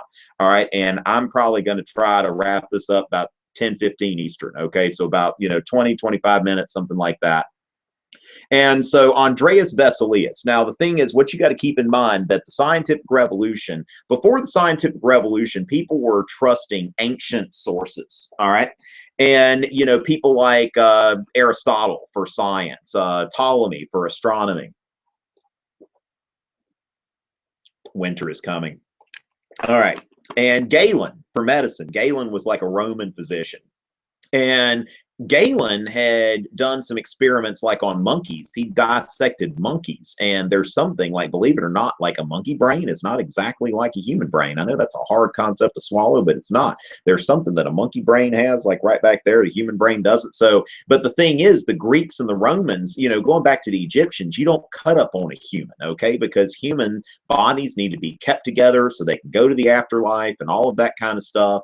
So in the ancient world, operating on human subjects, even dead human subjects, was taboo. And the scientific revolution, now keep in mind, Da Vinci, was known to have gotten like some dead bodies and that sort of thing, but it was very, very illegal. And so the scientific revolution marks kind of a turning point, because this is where we can actually like cut open dead human bodies for the sake of science, because we want to get better information. And so Vesalius is just one of the first like people to really be like, to get like modern anatomy. There's a picture of him when you go to Wikipedia to Andreas Vesalius. It's like this picture where he's just like, he's got like this arm that he's like cut into, and he's just kind of looking at you like this could be you or something like that. I mean, it's really creepy. Like, I would not have messed with that guy. So Amanda, that is not at all. I'm just, my British accent is not very good. Yeah, I don't know. British is just one of those things I can't do very well at all. Okay, where's the hat? Do y'all really like what? Let me. I'll go get the hat. Why not?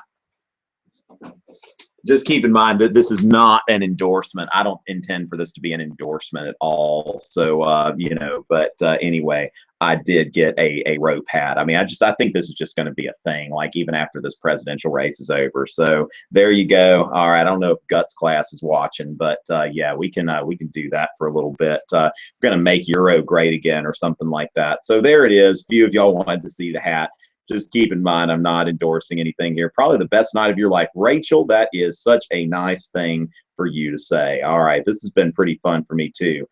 You should go on a teaching tour. I would like that. I mean, I really would. Like, I'm thinking about like possibly during my spring break or something like that, if I could find like some districts that, are in like a progression or something like that, where I could find that had a different spring break as me, like that would be pretty amazing. So yeah, Garrett, I have thought about that. When and how did the British monarch become a figurehead? Okay, so Vivian, pretty much the English Bill of Rights was a big part of that, because really what's happening is the monarchs are signing over their, pretended authority, and they're saying that we are giving up these powers to Parliament. So you start to see more progress toward that, okay, and it begins to where the monarch has, just over time, it's not like overnight, but it's like between the English Bill of Rights and the early, in the 19th century, you start to see the monarch have less sway over politics, to the point now to where it's like monarchs are not supposed to get involved with politics. Now, Queen Victoria, some people say that she ruled as well as reigned.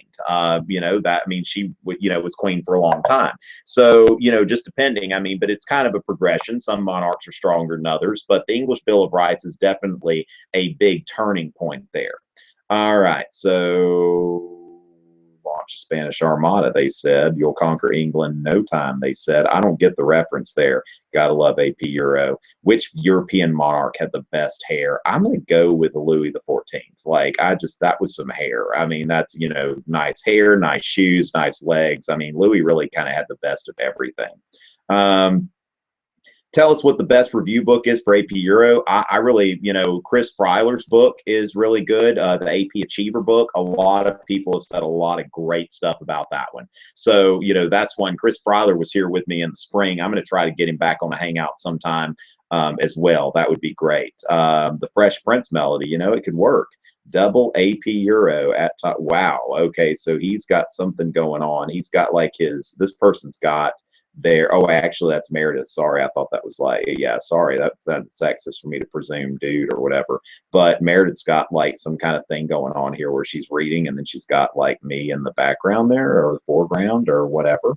All right, so thanks for the horse talks. But oh, is Vogan a horse person? I don't know if she'll like hearing me eating that sausage or whatever, but you know, it's good gym fuel, I guess, isn't it? You know, it's protein packed and all that kind of stuff. All right, the Swag Doll Army. All right, hats on. Yes, the hat is on. Okay, so it is on. You know, so we're making Euro great again. All right. So the thing is, I think that wait, constitutionalism. I already talked about constitutionalism. Dina, how long have you been here? All right, what time is it on the East Coast? It is 9:56. All right, so it is almost time. Like you know, if you go, actually, there we go. Yeah, so that's that. And you know, we're kind of, our East Coasters are kind of going to bed and that sort of thing. Now constitutionalism, I've really kind of like drilled that in. All right, keep in mind I've already got some videos on that, and I gave a big long exposition of the Stuarts and all of that kind of stuff.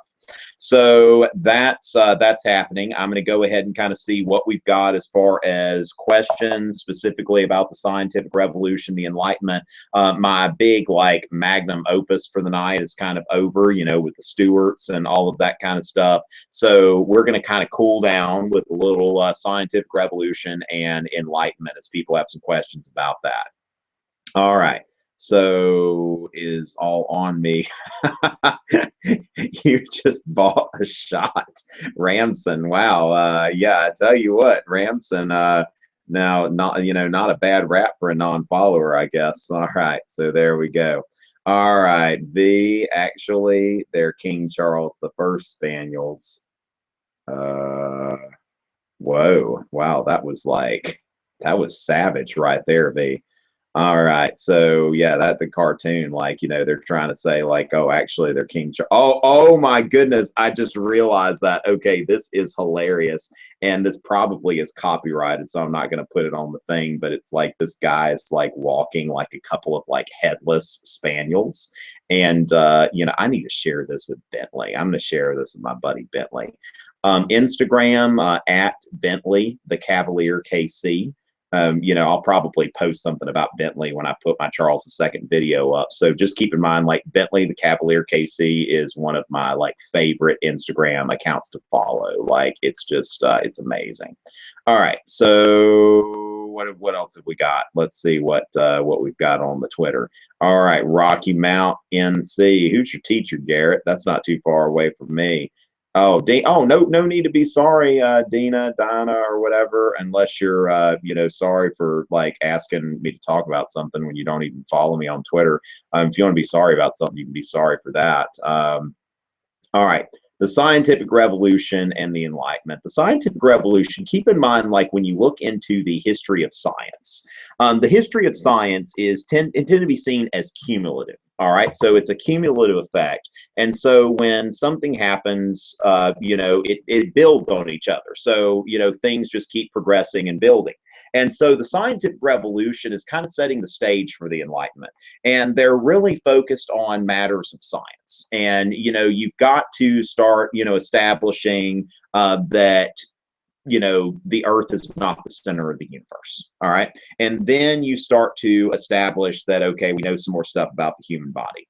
And then we start to see like, well, maybe we can start reasoning more and have a more reasonable society. Okay. Not just like science for like a hobby or something like that, but we could probably have an actual, like, we could start applying scientific principles to how we do things here. And you start to see some things in the Bible, like, you know, I was talking to my students this morning, you know, we're talking about ancient Israel and the conquest of Canaan. And like, you know, Joshua, he says, like, God, make the sun stand still. And it's like, if you think about the ancient Israelite view of the cosmos, it's like, okay, the sun's like up there, the earth's like right here, and it's like, okay, sun stand still, and it's like, okay, stand still. But if you think about like the cosmos as we see it, where we're rotating around the earth, I mean, we're rotating around the sun. The sun is actually also moving in a galaxy, and that galaxy, you know, universal gravitation, and like, I'm getting dizzy just thinking about it. Okay. So you start to see this. and you start to see everything is a lot bigger, and there is less that's attributed to miraculous causes, and we're starting to think like, what, burning witches, seriously, like witchcraft. Like, now a lot of these guys like Newton believed in witches, a lot of these people did, but we start to see, as you go into the late 17th, early 18th, the late 17th century, people are like, what, we're not really buying this whole thing anymore, that people are like bewitching people and all this kind of stuff. So we're kind of over that. And so as a society becomes more technological and scientific, they also become less superstitious. And you're kind of setting that up in the sense that, Voltaire, he had busts of Newton and Locke. He wrote about Newton and Locke and Bacon. These were his heroes. But the philosophers take this a step farther, and they go into like, hey, we need to start questioning like these traditional forces in society, and especially some of those, like, you think about, it's like over and over again you see like the church kind of coming up, not like necessarily universally, but whatever, so that sort of thing. All right, so let's see what. Oh, look at that, Donna. I don't know what name is, but welcome, that sort of thing. All right, Callista, glad to see you all happy over there. All right, will you say hey to Miss Vogan for me tomorrow? Like, I want you personally to say hey to Miss Vogan, and you tell her what you did, because she will be proud of you. Like, she will be legit proud of you, okay, for what you did. All right. Too busy watching a Hangout. Okay, well, it's kind of like doing Euro homework, right? Okay, William Miller created an account for the live stream. All right, William Miller, so glad to see you with us. All right, of course he would. Of course he would. All right. Let's see, Mrs. Hall. Okay, glad to see that. All right, I tell you what, cannot be sorry. Okay, that it is, that pardon verse is just amazing. And people in my group, they were like, you got to be crazy. And I was like, I probably am kind of crazy, but I mean, the Netherlands, just that place suits me. I mean, I love Nederland. All right, so when you should be rewatching Peter the Great, Tsar of Russia. That's right. Okay, do that. Okay, better. Yes, Donna, if you'll like let me know. Yes, we are very good, except that I just don't know if it's Dina or Donna. That's the only thing that I've got to set. Oh, giraffes or all right, that's great. Okay, Paul Anderson. We're talking about science here, and you need to think about, like, if you're struggling in science, this guy Paul Anderson, like, you should totally be following him. I'm going to go ahead and like plug him on Twitter, and let me just go ahead and do that. All right. LOL. Let's see. Paul Anderson. Paul Anderson has some great. Let's see. Paul Anderson tweeted at me as I'm talking about the scientific revolution. All right, via live Hangout. Check him out. All right, y'all need to check out Paul Anderson. All right, so he's a YouTuber. He's like a lot bigger than me. Okay, this guy, like, I think he was finally able to like quit his job or something, if I'm not mistaken. And that's kind of like, goals. All right, hashtag goals. When you're doing this sort of thing, that like one day maybe I'll be able to like YouTube and tutor and design apps, and that sort of thing full time. All right, so okay, now the Enlightenment and Islam, that's pretty much like, I mean, if there's anything that the philosophers like didn't like more than Christianity, it was Islam. Islam is a revealed religion, and that's the thing that typically, like, when you even starting with Spinoza, who is like kind of questioning some of this revealed religion stuff.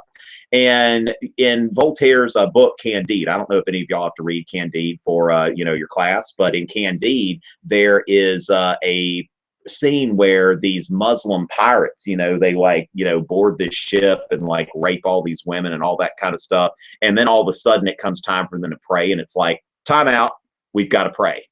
And Voltaire is like, kind of showing whether somebody's a Christian or a Muslim, it's like religion is only worth something if it makes you a good person. All right. So keep that in mind that like the philosophers were not into like any revealed religions. Okay. And if you look at my video on deism, just type in deism, Deism, and this whole natural religion versus revealed religion. Natural religion is a religion that you can see through nature, that you can see like there is a God, he's designed natural laws, all that kind of stuff. But when it comes down to like Jesus or Moses or Muhammad was a prophet, and like somebody worked miracles and all that kind of stuff, if it's contrary to reason, it can't be true. That's the way the philosophers look at this stuff. All right. And so, Anthony got that done. Okay, Dana, you are exactly where you need to be. All right. And yes, Svogan is, legit. Now, gosh, a Rangers. Oh, New York Rangers. Okay, gotcha. Okay. And I wonder if next Jimmy Fallon likes the Giants or whatever. What would your rapper name be, Mr. R? I don't know. T Rich, T Reezy. I don't know. People have called me some different things there. Am I friends with Paul Anderson? I am tweeps with Paul Anderson. One of these days, maybe I'll get him on my channel or something like that, or maybe on his channel. We'll see. All right, Tegman, don't get yourself in trouble. Okay, Dina. Oh my goodness. Okay, so Dina, like you and I are at this point officially like 100% cool. All right, so we're good. All right, so it's Dina. All right, or Dean Bean. Okay, I could have read that and just seen it. Okay, so everybody, like there is Dina. Like, let's see if we can get that focused. Is it going to focus? I'm just gonna, y'all can like follow. Oh, there it is. There it is. It's focusing a little bit. Okay, so you can follow Dina. And where is the actual yeah? So DEENARAZEK. Okay, so y'all can follow her if y'all are here. That'd be kind of cool. She got some more followers, like people she doesn't even know. All right. What do you think of the accomplishments? Do you think we're under the were the most important for Russia under Peter the Great? Erica, watch the video. All right. Seriously. All right. Don't care what class you're in. Watch the video. Do your own homework. All right. Have I been to Belgium, Malika? I so went to Belgium. We went to Flanders, and Belgium was awesome. Okay, I really enjoyed Belgium. We went to Ghent. Okay, which is where the Treaty of Ghent was signed. We went to somewhere else. What were these other cities we went to? Antwerp. Okay, Ghent and Antwerp. So yeah, we did spend a weekend in Belgium, and it was cool. I went to England, the Netherlands, Belgium, and I spent one weekend in Germany. Went to a Roman camp. It was just like awesome. I even went like they rebuilt like this Roman like state Coliseum or Gladiator Stadium or whatever. And I got to go in there. I think I put it on my Vine or Instagram or something like that. You can see me like in the middle of this big Roman arena, and I'm like, "Are you not entertained? Are you not entertained?" I'm just like all like Russell Crowe, and I just, gosh, it was so fun. All right. So, all right. So keep making sick beats. I will do it. I will keep spitting those Euro bars. All right.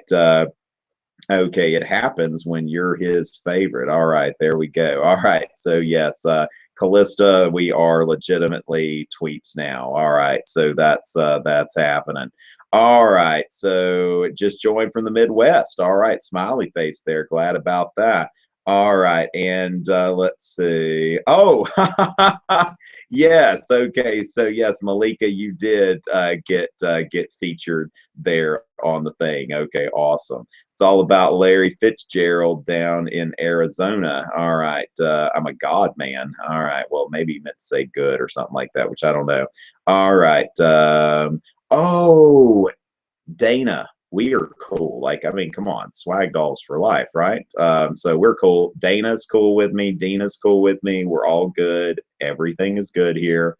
And I've answered most of the questions. What do I recommend for the test, or as far as a review text? Again, I would, if you're on here on my website, tomrichey.net/hangouts, I think I've got a link to my hangout with Chris Freiler. So if you look on that, you can see the guy's name, and I would recommend that you purchase his book. Like, I've heard all kinds of good things about it.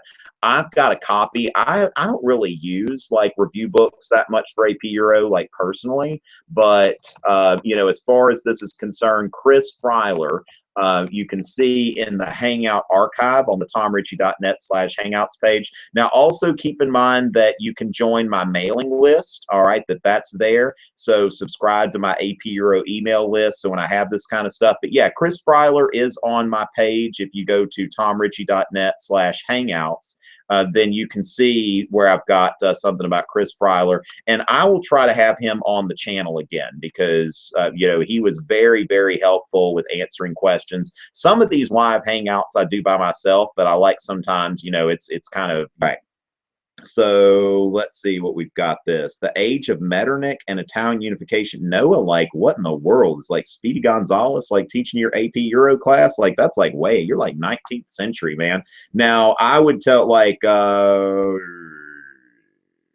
that's yeah, I'm not going there tonight, but we'll kind of work on that. I need to get, you know, working on some Italian unification stuff. Now, one thing that I might say, Noah, is that you know, I've got a video on the revolutions of 1848 in Italy, which kind of gives you a snapshot of Italian unification. It's not a full thing there. And also my friend Paul Sargent, okay? If you look up Paul Sargent, he's another Euro teacher that makes YouTube videos, and I'm all about like plugging somebody that is, you know, I mean, that's doing a good thing, okay? So, you know, it's not Friday. I'm going to put here, I'm going to go ahead and tweet. It's not Friday yet, but Euro tweets should be following. All right. My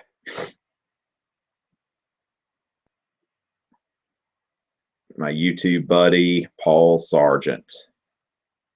All right. So all right. I mean, because the thing is, like, he's got a video on Italian unification. I mean, there are some times where I don't have a video on everything. So, you know, it's like if you can get something from Paul, it's like, you know, Paul's been on a hangout with me before, and that's, you know, that's fine. But, you know, make sure that, you know, you're using all the resources you can. So, you know, YouTube's a big place. And, you know, it's like if you find, you know, certain videos of his more helpful than mine, that's great. I mean, because Paul and I are both trying to help you. All right, so we've got that. Okay, let's see. We got the shout out. Hey, Dina, thank you. Okay, so your new app have stimulus based. Okay, the thing is, as far as this goes, the app is more focused on content. Okay, because one thing that's happening with the new Euro curriculum, especially, is I think that we're going to see where teachers are getting so like wrapped up on these thinking skills, and it's getting so complicated, and we got to spend more time than that. What my partners and I had in mind was to create an app that really focuses on like drilling content, okay? And so, and it'll have like, it's just quick, like kind of like you're about to take a test and review. I'm even gonna, you know what, I'm gonna give you a little sneak peek there. All right, so there is, I know it's kind of blurry or whatever, so the screen looks a lot better than that. Let me see if I can do, well, say yeah, it's kind of like, you know, so, you know, you can go to select subject, it's going to have US history and European history, and it's got like, you know, you can go in there and it's got questions. If you get it wrong, it'll send you somewhere else, like it'll offer you like a link to go to like Wikipedia or something like that. You know, I'll probably find some way to kind of integrate my videos into it. We'll figure that out.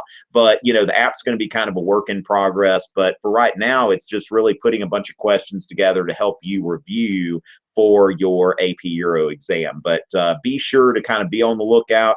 And I'm going to make it's going to be a very reasonable price. I mean, this is not going to be something, I mean, it's like, you know, we've put a lot of time. I've actually, my partner and I have invested like money in this. So it's like we are, I mean, it is going to, you know, we're going to have a free version that's got some questions, kind of like Learnerator. If any of y'all are familiar with Learnerator, which, you know, is a great site. Learnerator has a lot of good stimulus-based questions, but I'm not trying to reinvent the wheel. We're just trying to make an app that, you know, maybe down the road it'll be competitive to where you can play against your friends, kind of like you would on Trivia Crack.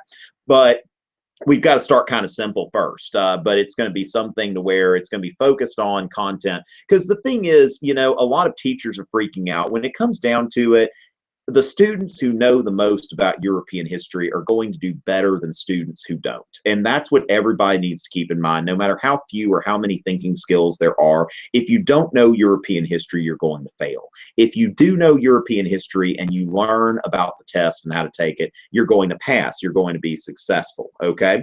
So, you know, as far as that goes, okay. Oh, I tell you what, Malika, we did, went to a lot of the same places. The Kagan textbook, I've got the Kagan textbook. I teach sophomores, so really I tend to use like the Ethel Wood text because it's a little more short and to the point. Let's see, and it is Nor, but not Nora. It's not Nora. Nor, I'm thinking it is. And Nor, you get your shout out. I should write a book. You know what? When I find some time to do that, I am all about that. Okay. And okay, you need to, I'm going to forward this V to Mr. Bett's class. Okay, this sounds like something that Mr. Bett's class would be all over. All right, so we need to just forward. I just copied him on that. That looks like the kind of thing he might do that. Okay, better have my money about the Kings of France. Actually, there's something I'm working on.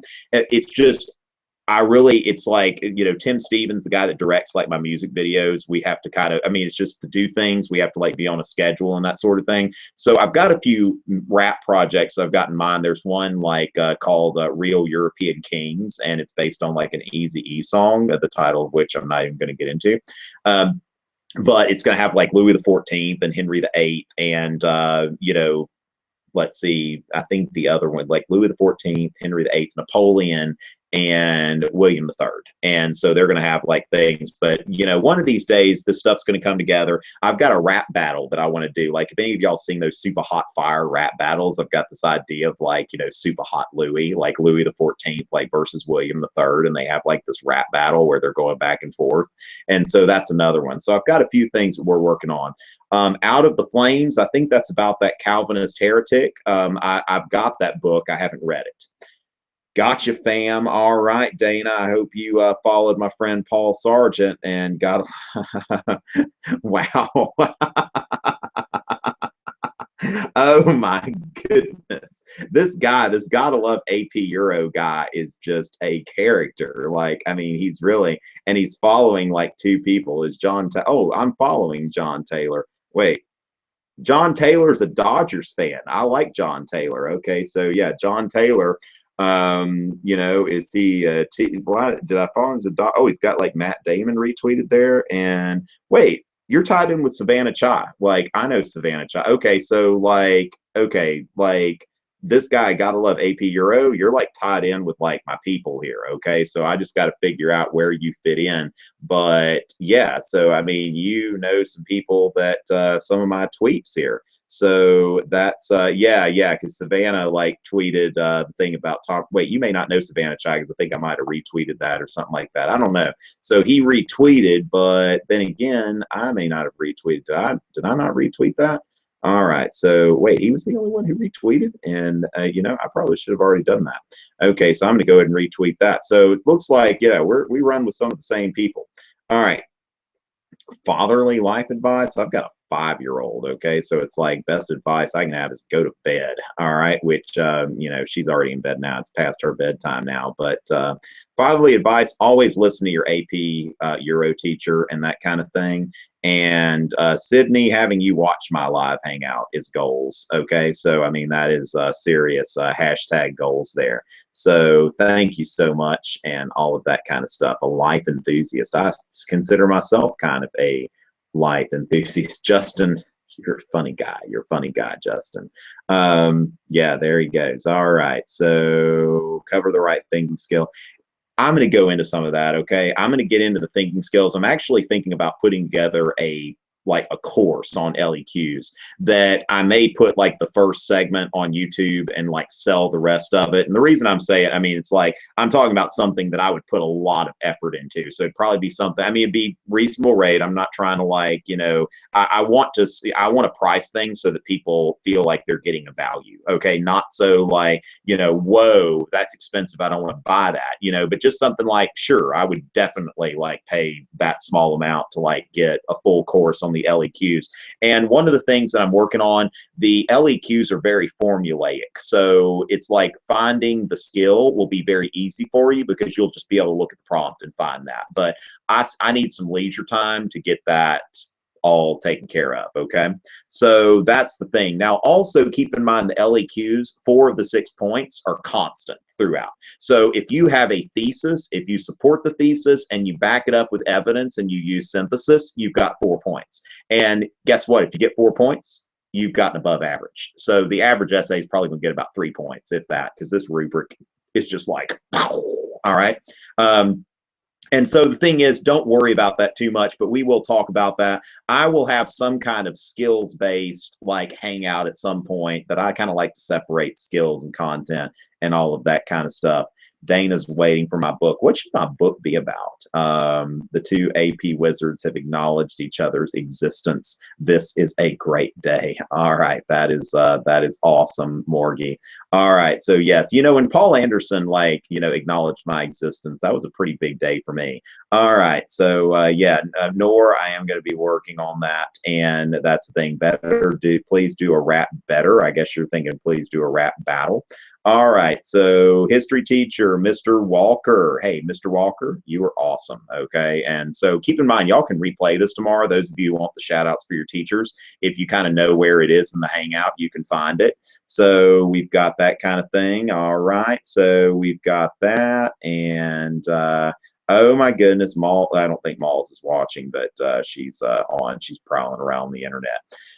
All right. Well, anyway, I am, this has been a lot of fun. I mean, I didn't expect as many people to show up as have shown up. So, I mean, this is great. I am, just ecstatic that so many people have, oh my goodness, Dana,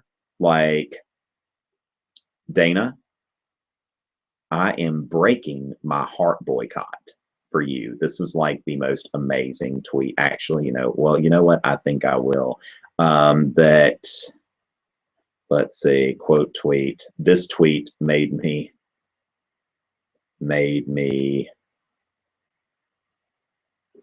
temporarily break my heart boycott. Wow, Barney is my hero. Wow, somebody just compared me to Barney Stinson. If you will just, just tell Mr. Swagdoll that, this has been great. I mean, last year it was Guts class. I haven't really heard from Guts class this year. Like Pope's class is like the new dominant Virginia Beach class, and that sort of thing. And so that's the thing there that. So the thing is, every year there are like these classes that step up and they're just like awesome people or whatever. So Mr. Moore's AP class, great. Mr. Let's see. So low key advertise this to my class, Mr. Walker, huh? Wait, huh?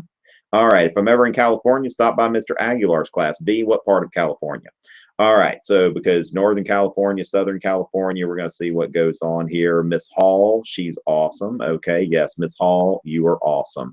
All right, last call, ladies and gentlemen, because this thing has been going on almost 2 hours and all of that kind of stuff. So, last call for tweets that are coming in and all of that kind of stuff because, yeah, I'm pretty tired. This has been going on a little while, but it's been fun. That's the thing, that hopefully we'll do this at least about once a month or something like that, maybe with some more notice sometimes, so keep that in mind that but if you're on the email list, there are a few things that you want to make sure to do. All right. When I have live hangouts, I tweet it.